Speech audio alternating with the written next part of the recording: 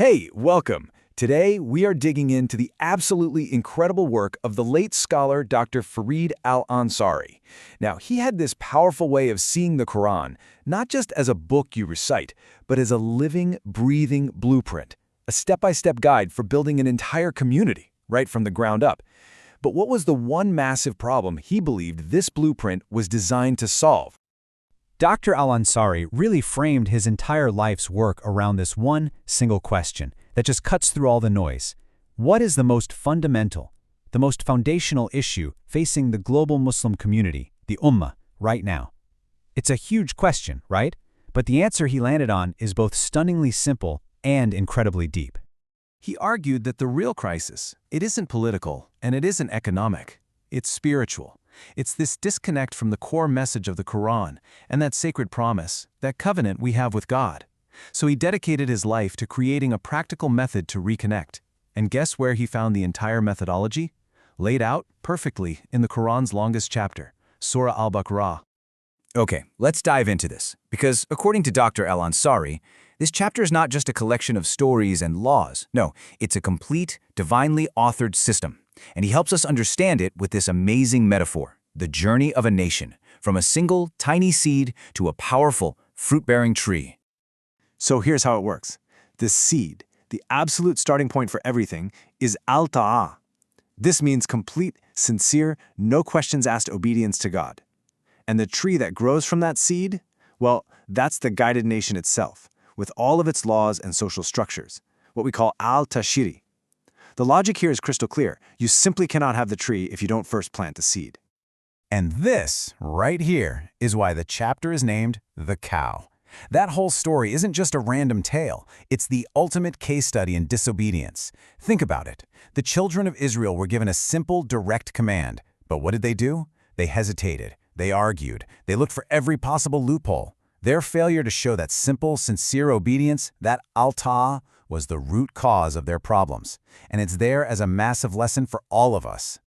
So if that sincere obedience is the seed, what kind of soil does it need to actually grow? I mean, what is the essential state your heart has to be in to even begin to receive divine guidance? Well, the Quran gives us the answer right in the first few verses of the chapter. The condition is Taqwa. Now, you often hear this translated as piety or fear of God, but it is so much more active than that. Think of it as a constant state of God consciousness, an awareness of God that tunes your entire being toward the truth. It's the spiritual state that basically makes your heart fertile soil, ready to take in that seed of guidance and let it grow. Without taqwa, the words of the Quran, well, they can just fall on deaf ears. And you know, the Quran doesn't just leave this as some vague, abstract idea. It immediately gives us 5 concrete, actionable pillars that define what taqwa looks like in real life. It's having faith in what you can't see. It's establishing prayer, not just doing it. It's spending from what God has given you. It's believing in all of the revealed texts, seeing that continuity. And, crucially, it's having rock-solid certainty in the hereafter. These 5 pillars together create the perfect spiritual environment for that seed of obedience to really take root and flourish. So, once this clear guidance is out there, and the conditions for receiving it are laid out, Dr. al-Ansari points out that the Quran immediately shows us what happens next. Humanity naturally splits into one of 3 distinct groups based entirely on how they respond to this divine call. And this breakdown is so important. First, you have the believers. Their response is acceptance, and the reward is success. Simple. Second, you have the disbelievers. Their response is arrogance and flat-out rejection, and the consequence is that their hearts are sealed from the truth. But then there's this third, much more complicated group, the hypocrites. Their response is all about deceit and hesitation, and the result? The spiritual sickness in their hearts just gets worse and worse. The Quran actually spends a lot of time exposing the playbook of this third group, and for good reason. Their threat is internal. It's subtle. They twist words around, calling their own corruption reform. They look at sincere believers and mock their faith, calling it foolishness. And deep down, while they might look like they're part of the community, their real loyalty is with its enemies. It's an incredibly dangerous and destructive path. Okay, so after laying out the foundation, the right conditions, and all the potential traps, what is the ultimate goal? Where is this whole blueprint supposed to take us? Because the journey that starts with that little seed of obedience, it doesn't just stop with a list of rules. It's meant to produce a certain kind of human being. The ultimate goal, the absolute peak, is a state called Rabbaniyah, which we can translate as God-Centredness. This is the pinnacle of spiritual growth. It's a state where you become so completely devoted, so totally oriented towards God, that it shines through in your knowledge, your worship, your character, literally your entire being.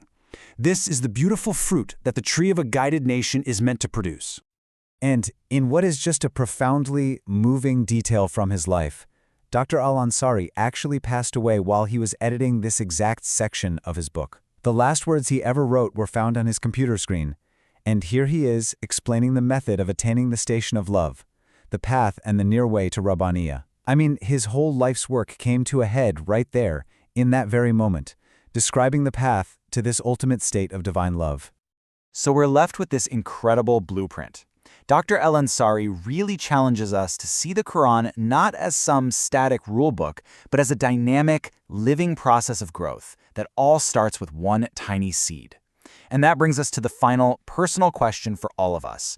If sincere obedience really is the seed of a righteous community, what is the very first step you and I can take to plant it in our own lives right here today?